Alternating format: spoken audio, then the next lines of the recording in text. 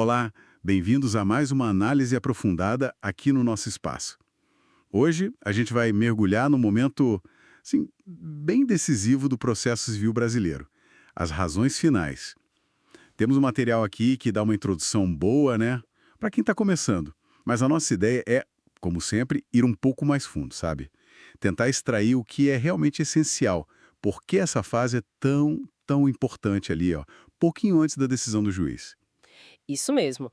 As razões finais, ou como muita gente chama também alegações finais, elas são, podemos dizer que são a última cartada mesmo.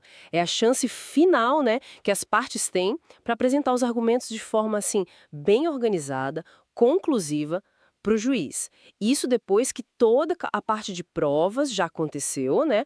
Já ouviram testemunhas, peritos, juntaram documentos e antes dele bater o martelo. Entendo.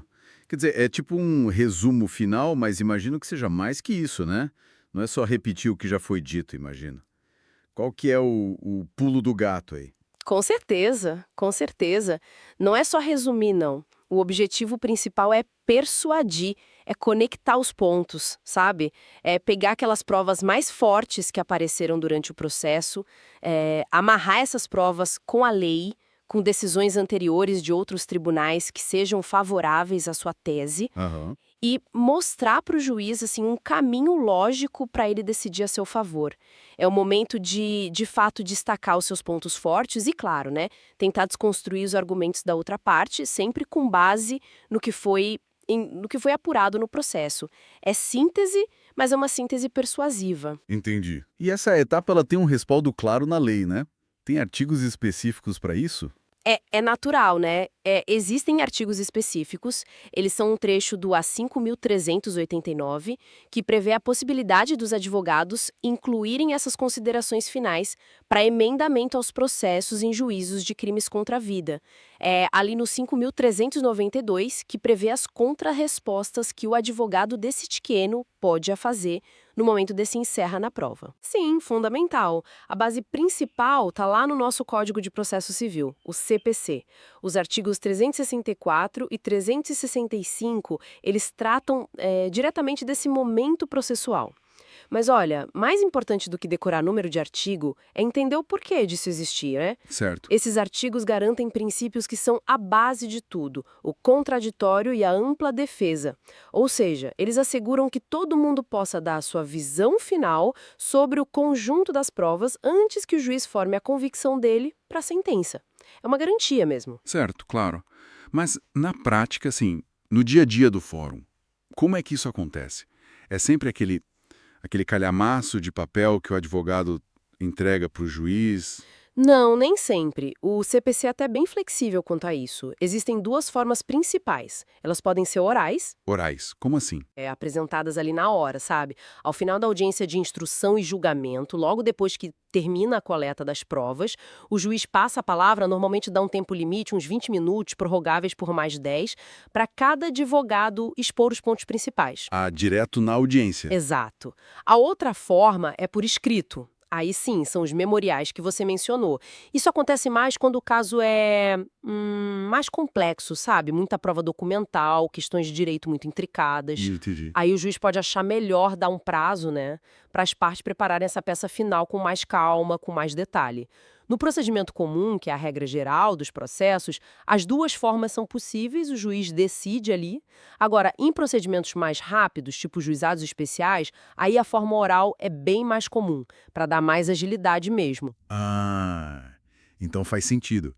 Se o caso é mais complicado, o juiz dá um tempo para pensar, para escrever. Se é mais simples, resolve ali na hora, falando. E para essas razões finais funcionarem, para serem persuasivas mesmo, como é que elas devem ser organizadas? Tem uma estrutura ideal? O que não pode faltar de jeito nenhum? Olha, uma boa estrutura ajuda demais, né? Facilita a vida do juiz e aumenta a chance de ele entender e acolher seus argumentos. O ideal é começar com uma recapitulação bem breve dos fatos mais importantes e dos pontos que ainda estão em discussão, os pontos controvertidos. Ok. Depois vem a parte-chave. a análise das provas. É hora de mostrar como as provas que te favorecem comprovam o seu direito, sabe? E, ao mesmo tempo, explicar por que as provas do lado contrário não são tão fortes assim ou talvez tenham alguma falha. Tem que ser crítico aqui. Certo. Destacar o que é bom para mim e tentar diminuir o peso do que é bom para o outro. Exatamente.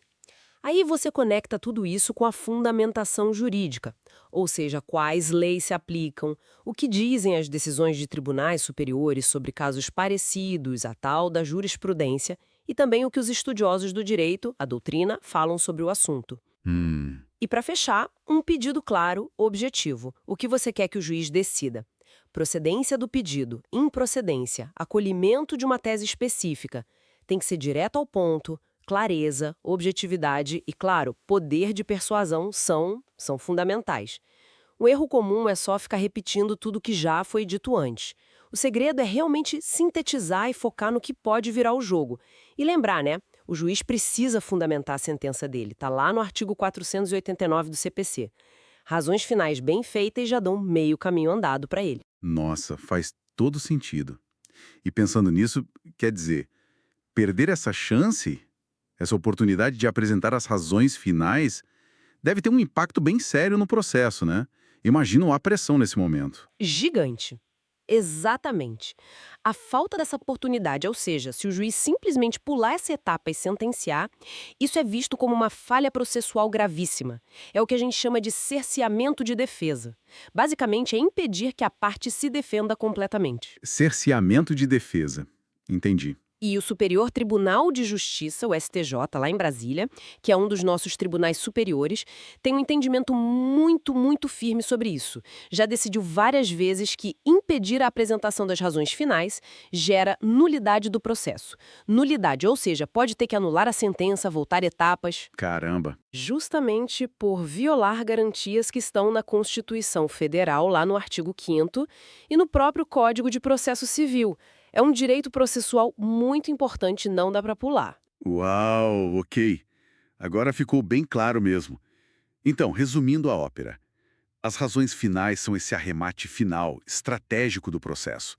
A última chance de organizar os argumentos, as provas, tudo bonitinho, para tentar convencer o juiz. E pode ser falando lá na audiência ou entregando um documento escrito, dependendo do caso. Perfeito. É essa a ideia. É a consolidação final da argumentação de cada lado. E sabe, isso até leva a gente a pensar um pouco além do direito, né? Essa habilidade que o advogado precisa ter nas razões finais, de pegar um monte de informação, às vezes complexa, filtrar o que é essencial, organizar de um jeito lógico e apresentar uma conclusão que seja convincente. Verdade. Isso é uma habilidade valiosa em tantas outras áreas da vida, concorda?